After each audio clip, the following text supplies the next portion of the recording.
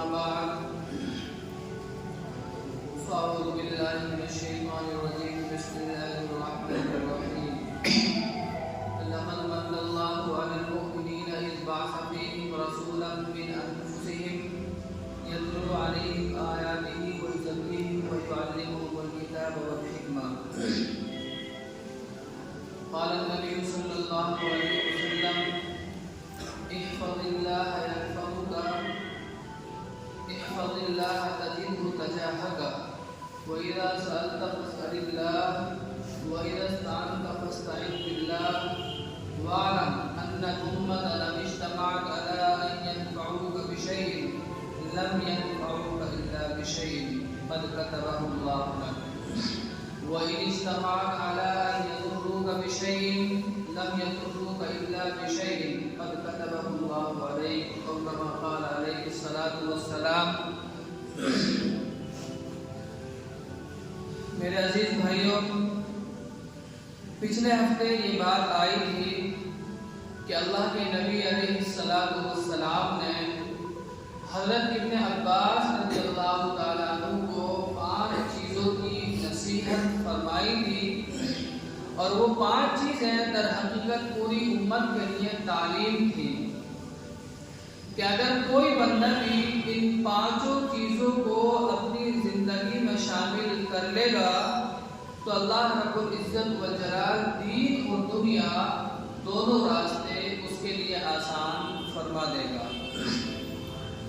اس میں سے پہلی چیز جو اللہ کی نبی علیہ السلام نے حضرت ابن عباس رضی اللہ تعالیٰ عنہ کو سکھائی وہ یہ تھی احفظ اللہ یحفظک، کہ اے ابن عباس تم اللہ کے حق کی حفاظت کرنا، اللہ رب العزت والجلال تمہاری حفاظت کرے گا اور تمہارے حقوق کی حفاظت کرے گا، تمہارے کاموں کو سنوار دے گا.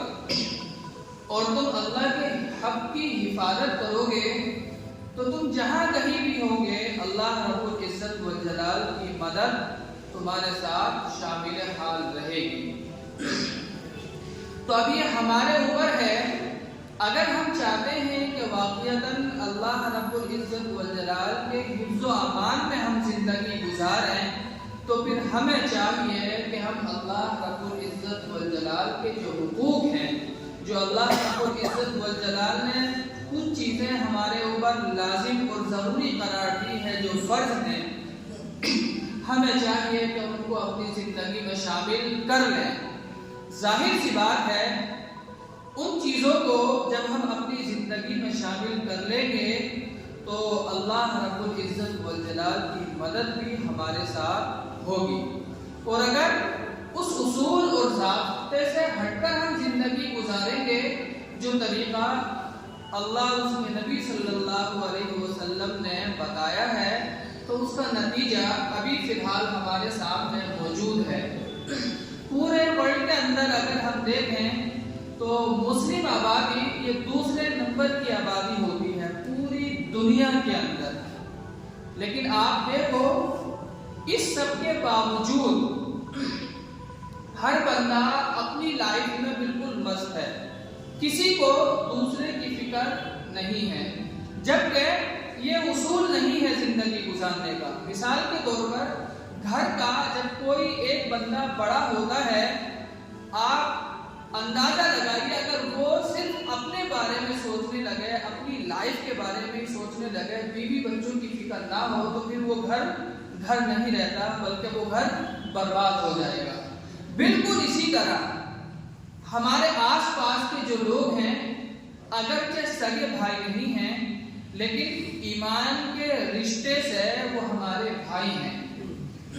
یا کسی اور چیز کو لے لیجئے، کہیں پر بھی اگر ہم اپنے بھائی کی ہیلپ نہیں کرتے ہیں، مدد نہیں کرتے ہیں تو ایک وقت آئے گا کہ ہم اس کنڈیشن میں ہوں گے جس میں آج وہ ہے، وہ اپنی نگاہیں بچا کر کے نکل جائے گا.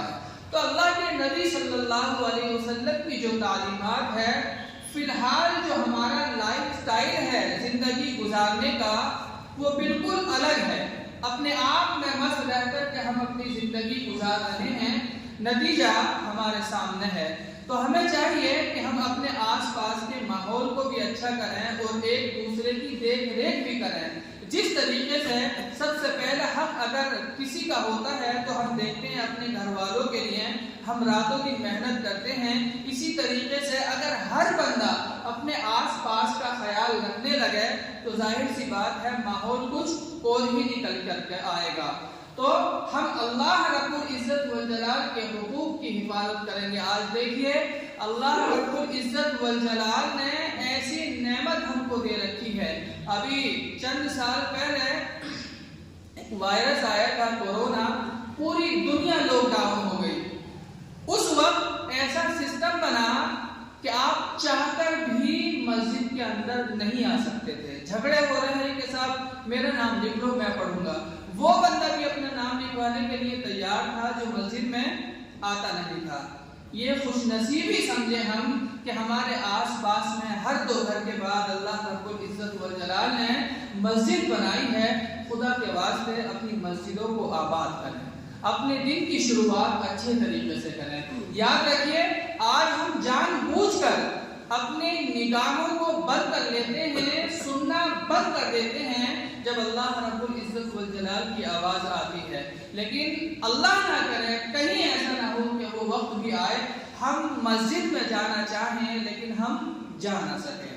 صورتحال بالکل ابھی ہماری وہی چل رہی ہے. ہمارا جو کیریکٹر ہے, ہمارے جو اعمال ہیں وہ تو بظاہر ایسے ہی ہیں.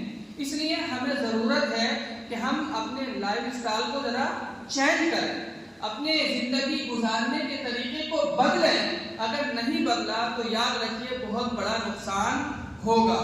پہلی چیز اللہ کے نبی علیہ السلام نے ارشاد فرمائی کہ تم اللہ کے حق کی حفاظت کرو, اللہ رب العزت والجلال تمہارے حق کی حفاظت کرے گا.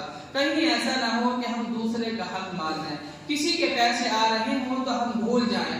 آج کا دور تو وہ ہے کہ اگر آپ نے کسی کی مدد کر دی اور اب آپ کو ضرورت ہے, آپ اس کو فون کر کے کہتے ہیں کہ بھائی میں نے آپ کی ہیلپ کی تھی, مدد کی تھی, کچھ پیسے ادھار دیے تھے, اب مجھے ضرورت ہے وہ پیسے دے دیجئے. تو یقین مانیے صورتحال یہ ہو گئی ہے ہماری کہ ہمیں اس کی بات بھی بری لگتی ہے. 1-2 دن بعد ہم اس کا فون اٹھانا بھی بند کر دیتے ہیں, اور اگر وہ اور کہتا ہے تو پھر لڑائی جھگڑوں کی نوبت آ جاتی ہے. اس سے ہم اندازہ لگائیں کہ ہمارا کیریکٹر کتنا لوز ہو گیا ہے, کتنے نچلے درجے میں ہم زندگی گزار رہے ہیں. اس لیے ایک دوسرے کے حقوق کی حفاظت کریے, ایک دوسرے کی رعایت کریے, پھر دوسرا والا بھی آپ کے سامنے جھکے گا. اور اگر آپ دوسرے کے لیے نہیں جھکیں گے تو یاد رکھیے یہ دنیا دارالعمل ہے, یہ کرائے کا گھر ہے, ایک دن سب کو جانا ہے. جیسے ہم کریں گے ویسے ہی ہمارے ساتھ بھی ہوگا. اگر واقعتاً ہم اچھے کام کرتے ہیں تو ہمارا اٹھنا بیٹھنا بھی اللہ رب العزت والجلال اچھے لوگوں کے ساتھ ہی کرا دے گا. اس لیے ہمیں ضرورت ہے کہ ہم اللہ رب العزت والجلال کے حق کی حفاظت کریں. نماز ہے, روزہ ہے, دوسروں کے حقوق ہیں, اگر ہم ان کو رعایت کریں گے ان کی تو اللہ رب العزت والجلال کی مدد ہمارے ساتھ شامل حال ہوگی. دوسری چیز جو اللہ کے نبی صلی اللہ علیہ وسلم نے سکھائی, وَإِذَا سَأَلْتَ فَاسْأَلِ اللَّهِ, جب بھی ہم کو کسی چیز کی ضرورت ہو تو ہمیں چاہیے کہ سب سے پہلے اپنی لو اللہ رب العزت والجلال سے لگائیں. کوئی چیز نہیں ہے, مثال کے طور پر کچھ حج کو جانا ہے یا عمرے کو جانا ہے, اللہ نے کچھ پیسوں کا بندوبست کر دیا ہے, کچھ کا نہیں ہے, تو آپ اللہ رب العزت والجلال کی طرف لو لگائیں. کیسے کرے گا, کس طریقے سے کرے گا, وہ آپ اس چیز کو سوچنا بند کر دیں. وہ اللہ رب العزت والجلال کا کام ہے کس طریقے سے بندے کو تمہارے پاس بھیجے گا مدد کے لیے, اور آئے گا وہ مدد بھی کرے گا اور آپ انشاءاللہ وہاں بھی جائیں گے. لیکن ضرورت اس بات کی ہے کہ ہم اپنے ایمان کو, اپنے عقیدے کو, اپنے یقین کو مضبوط کریں. تب دیکھیں اللہ رب العزت والجلال کی مدد آتی ہے یا نہیں آتی ہے, ضرور آئے گی. اس لیے جب بھی ہمیں کسی چیز کی ضرورت ہو تو سب سے پہلے اللہ رب العزت والجلال کی طرف ہم توجہ کریں, لو لگائیں. آپ نے وہ واقعہ سنا ہوگا, ایک بہت بڑے اللہ والے گزرے ہیں, بختیار کاکی رحمت اللہ علیہ. ہمیں بھی چاہیے کہ ہم اپنے بچوں کی پرورش ایسی کریں. ان کی ماں بہت نیک تھی تو انہوں نے بچپن ہی سے اپنے بیٹے کو یہ تربیت دی تھی کہ بیٹے جب بھی آپ کو کسی چیز کی ضرورت ہو تو پہلے اللہ رب العزت والجلال سے مانگو، اللہ تمہارے لیے اس کا انتظام کرے گا. اگر آپ کو بھوک لگی ہے تو اللہ سے دعا مانگو کہ اللہ مجھے کھانا کھلا دے. آپ کو ٹافی کی ضرورت ہے، دلائیں گے تو ماں باپ ہی، لیکن آپ دیکھیے تربیت کرنے کا طریقہ کیا ہوتا ہے. تو انہوں نے کہا کہ پہلے اللہ سے مانگو. ان کا مزاج ایسا بن گیا کہ جب بھی کسی چیز کی ضرورت پیش آتی اللہ رب العزت والجلال کی طرف لوگ لگاتے، اللہ سے مانگتے، اور وہ چیز چونکہ ماں باپ کے ذمہ تھی تو وہ کر دیا کرتے تھے. لیکن عقیدہ اور ان کی توجہ پوری کی پوری اللہ رب العزت والجلال کی طرف لگائی. ایک مرتبہ کا ایسا واقعہ ہوا کہ محلے میں کئی فنکشن تھا تو ان کی والدہ وہاں پر چلی گئی اپنے پڑوس میں کام سے، اور یہ بچہ اس کے مدرسے سے آنے کا ٹائم تھا یا اسکول سے آنے کا ٹائم تھا. بچہ آتی سب سے پہلے اس کو بھوک لگتی ہے، کھانے کی ضرورت ہوتی ہے، تو وہ آیا. اس نے دیکھا کہ والدہ گھر پر نہیں ہے اور اتفاق سے وہ والدہ بھی بھول گئی. ان کی والدہ کا روز کا کام یہ تھا کہ جب بچے کو بھوک لگتی تو ایک روٹی گھی لگا کے ان کے تکیے کے نیچے یا جنماز کے نیچے رکھ دیا کرتی تھی. انہوں نے کہا کہ امی بھوک لگی ہے کہ بیٹے مصلی بچھاؤ، 2 رکعت نماز پڑھو، اللہ سے دعا کرو، اللہ تمہارے لیے اس کو لا کر کے رکھ دے گا. انہوں نے دعا کی، مصلی اٹھا کے دیکھا تو ایک روٹی اس کے نیچے رکھی ہوئی تھی. روز کا یہ معمول تھا. اتفاق سے یہ واقعہ پیش آ گیا، بچہ مدرسے سے یا اسکول سے آ گیا، والدہ دوسرے کے گھر ہے.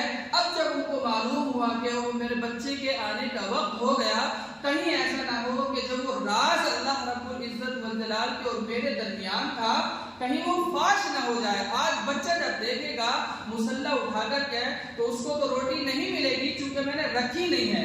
بہرحال اس ماں کو فکر ہوئی اور وہ تیزی سے آئی. اتنے میں کیا دیکھتی ہیں آ کر کے کہ وہ بچہ سکون کے ساتھ لیٹا ہوا سو رہا ہے. تو فکر مند بھی ہوئی کہ اسے بھوک بھی لگی ہوگی اور یہ آ کر کے فوراً اتنی تھکان کی کہ یہ سو گیا. بہرحال وہ بچہ اٹھا تو ماں نے پوچھا کہ بیٹے بھوک لگی ہوگی تمہیں؟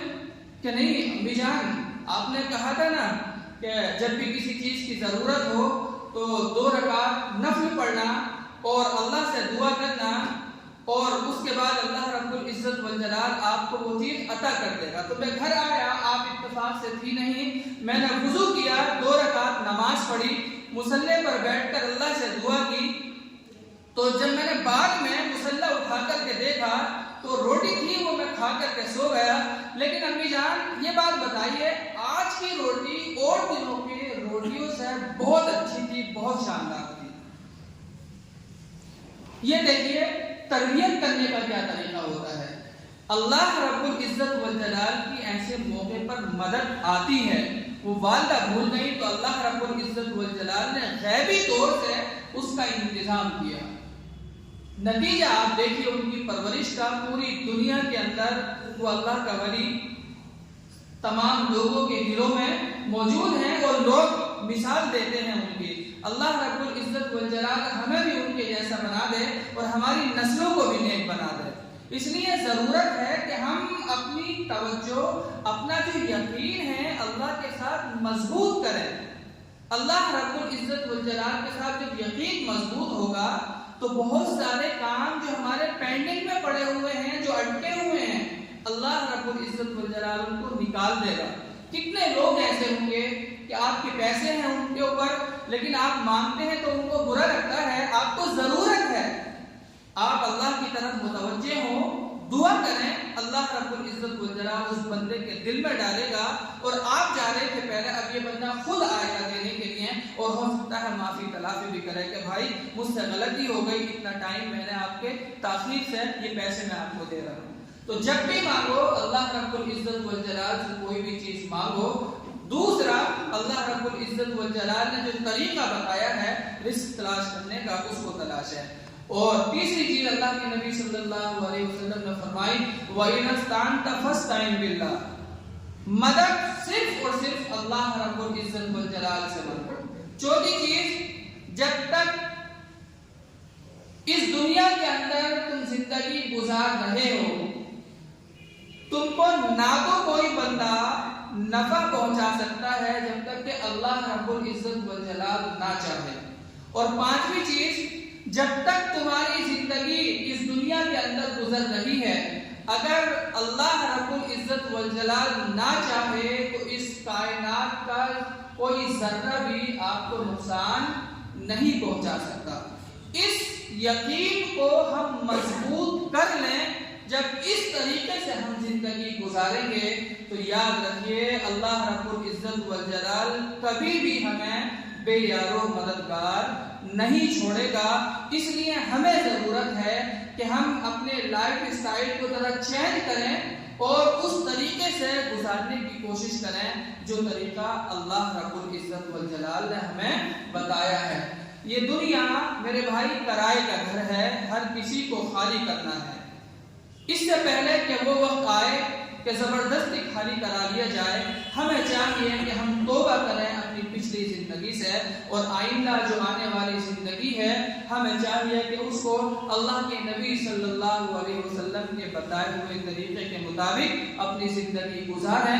جب اس طریقے سے ہم زندگی گزاریں گے تو آج کل جو ماحول بنا ہوا ہے پورے عالم کے اندر، ہو سکتا ہے اللہ رب العزت والجلال اس کو بہتر کر دے۔ شروعات ہم اپنے آپ سے کر لیں، اپنے گھر سے کر لیں۔ دوسرے کی فکر اگر کریں گے تو خود کی بھی اصلاح ہماری نہیں ہو پائے گی۔ جو چھوٹے موٹے غلط کام ہیں، ہمیں چاہیے، ایک مومن کی شان بھی نہیں ہے کہ وہ غلط کام کرے، کسی کو دھوکہ دے، کسی سے جھگڑا کرے، اگنور کرنا چاہیے، ایسے کاموں سے بچنا چاہیے۔ اللہ رب العزت والجلال پھر آپ کو بچائے گا بھی اور اچھائیوں کی طرف لے کر کے بھی آئے گا۔ تو ہمیں چاہیے کہ ہم اللہ رب العزت والجلال کے بتائے ہوئے طریقے کے مطابق اپنی زندگی گزارنے کی کوشش کریں۔ اور آخر میں میرے عزیزو ایک بات آپ سے یہ عرض کرنی ہے جو بہت ہی اہم ہے۔ ہمارے اکثر بھائی تقریباً 30% بندے وہ ہوتے ہیں جو یا تو جب امام صاحب خطبے کے لیے کھڑے ہو جاتے ہیں یا جب نماز ہوتی ہے تب آتے ہیں، اکثر لوگ باہر والے۔ اور ہوتا کیا ہے، جیسے ہی امام صاحب نے سلام پھیرا ہم فوراً اٹھ کر چلے جاتے ہیں، دعا بھی نہیں مانگتے۔ جمعے کی نماز صرف 2 رکعت تو نہیں ہے۔ جب آپ نماز پڑھنے آئے ہیں، اللہ نے آپ کو توفیق دیا، یہ خوش نصیبی سمجھیے آپ کہ اللہ نے اپنے مقدس گھر کے اندر آپ کو بلایا ہے۔ کتنے لوگ ایسے ہوتے ہیں کہ امام صاحب کے سلام پھیرنے کے بعد ہی اٹھ کر وہ چلے جاتے ہیں۔ آپ یاد رکھیے، ایک تو آپ اپنا نقصان تو کر ہی رہے ہیں، دوسرے یہ جو معصوم بچے ہیں چھوٹے چھوٹے، آپ انہیں ایک غلط میسج دے رہے ہیں۔ جب یہ بڑے ہوں گے تو آپ اندازہ لگائیے کبھی بھی یہ سنت نہیں پڑھ سکتے، کبھی بھی یہ واجب جو چیزیں ہیں ان کی رعایت نہیں کر سکتے۔ کیوں؟ کیونکہ میں نے اپنے تاؤ کو دیکھا ہے، اپنے ابا کو دیکھا ہے کہ اس ٹائم آئے جب امام صاحب رکوع میں جانے والے تھے، نیت باندھی، پڑھ لی، سلام پھیرا، اٹھ کے چلے گئے۔ تو جو لوگ چلے جاتے ہیں ان سے گزارش ہے، برائے مہربانی آپ ایسا کام نہ کیا کریں۔ کوشش تو یہ ہونی چاہیے، جمعہ یہ عید کا دن رکھا ہے اللہ رب العزت والجلال نے، اور صبح سے ہم تیاری بھی کرتے ہیں، کوشش یہ ہونی چاہیے۔ اور جو ہمارے رامپور کی تو ایک پرمپرا خصوصیت ہے، اور آپ دیہات کے لوگوں کو دیکھتے ہوں گے، وہ بیچارے صبح سے ہی تاکہ اگلی صف میں نماز پڑھ لیں، نہا دھو کے ایسے جاڑے کے اندر بھی جامع مسجد میں آپ کو مل جائیں گے، اگلی صفوں میں وہی ملتے ہیں، ان کے اندر اس کی اہمیت ہے۔ اس چیز کو خدا کے واسطے ہم سمجھیں اور پہلے آنے کی کوشش کریں۔ اگر آپ کو لگتا ہے کہ یہاں جلدی ہو جائے گی یا مجھے دیر ہو گئی تو آپ دوسری مسجد میں چلے جائیں، 5 منٹ اللہ کا ذکر بھی کرنا ہے، اس سے فائدہ ہی ہوگا۔ اس لیے یہ جو مزاج ہم نے بنا رکھا ہے، لاسٹ ٹائم میں آئے اور سلام پھیرتے ہی ہم چلے گئے، آپ یاد رکھیے ایک بہت غلط میسج چھوٹے بچوں کے دلوں کے اندر آپ ڈال رہے ہیں۔ ان کے اندر سے کتنے لوگ آج ایسے ہیں، ہم نے اپنے بڑوں کو دیکھا تھا کہ وہ سنتیں تو دور کی بات، نفل نمازوں کی بہت زیادہ پابندی کرتے تھے، لیکن ہم ہیں سنتیں دھیرے دھیرے جاری ہیں، اور اکثر لوگ وہ بھی ہیں کہ جو صرف فرض پڑھ کے ہی چلے جاتے ہیں۔ ظاہر سی بات ہے، آپ گھر سے نکلیں گے یا تو دکان پہ جائیں گے، دکان پہ پڑھ نہیں سکتے، کسٹمر آ گیا، آپ کی وہ نماز چلی گئی، یا باہر نکلے کسی دوست سے ملاقات ہو گئی، وضو ٹوٹ گیا، آپ کی وہ نماز گئی۔ اس لیے جب اللہ رب العزت والجلال نے یہ موقع دیا ہے 10 منٹ اور سے، یار اس سے زیادہ تو نہیں لگے گا، آپ پوری نماز پڑھ کر کے جایا کریں۔ اور دوسری ایک خاص بات جو خاص طور سے مارکیٹ کے لوگ ہیں ان سے یہ گزارش ہے، دیکھیے مسجد میں کوشش یہی ہے اللہ رب العزت والجلال ہر طریقے کی آسانی یا سہولت فراہم کر دے، کوشش بھی یہی ہے۔ ہر ہفتے مسجد کی صفائی بھی ہوتی ہے، اور خاص طور سے واش روم کی بہت سارے لوگ کر کے آ رہے ہیں ابھی بھی، یہ شاید میں تیسری مرتبہ یہ بات بول رہا ہوں، گٹکا کھانا ہے تو باہر کھا لیجیے، لیکن گٹکا پھاڑ کر کے اس کا ریپر وہیں ڈالتے ہیں۔ اور دوسرے میرے کچھ بھائی ہیں جنہیں شاید قطرہ وغیرہ آتا ہو پیشاب کا، تو وہ ٹیشو پیپر لے کر کے آتے ہیں یا کوئی ڈھیلا یا اینٹا، انہوں نے یوز کیا اور اس کے اندر ڈال دیا، اب وہ 10-12 دن میں وہ ہو جاتی ہے بند۔ آپ تو چلے گئے، دوسرے جو رستے میں چلنے والے بندے ہیں نہ تو وہ پانی ڈالتے ہیں، نتیجہ کیا ہوتا ہے دوسرے تیسرے دن یہ بند ہو جاتی ہے، اور جو نمازی نماز کے لیے آ رہے ہیں ان کی اینٹری اتنی غلط ہوتی ہے کہ بندہ ناک بند کر کے آتا ہے۔ اس لیے خدا کے واسطے صفائی ستھرائی، اللہ کے نبی صلی اللہ علیہ وسلم نے فرمایا ہے ایمان کا آدھا حصہ ہے، اس لیے ضرورت ہے ان چیزوں کا ہم خیال رکھیں، ہر مسجد میں کوشش کریں، ورنہ صورتحال کیا ہے آپ صحیح سے پیشاب نہیں کرتے، اتنی بدبو آتی ہے۔ اللہ رب العزت والجلال ہمیں سمجھنے کی توفیق عطا فرمائے، اور بہت معمولی چیزیں ہیں جو ہر بندہ چاہتا ہے کہ صفائی ستھرائی رکھے، آپ تو کر کے چلے گئے، دوسرا بندہ آتا ہے وہ واپس ہو جاتا ہے، آپ کی وجہ سے دوسرے کو تکلیف پہنچی ہے، اس لیے دوسروں کو تکلیف دینے کا سبب آپ نہ بنیں۔ اللہ کے واسطے ان چیزوں کا خیال کریں، اللہ رب العزت والجلال ہمیں عمل کرنے کی توفیق عطا فرمائے اور صفائی ستھرائی رکھنے کی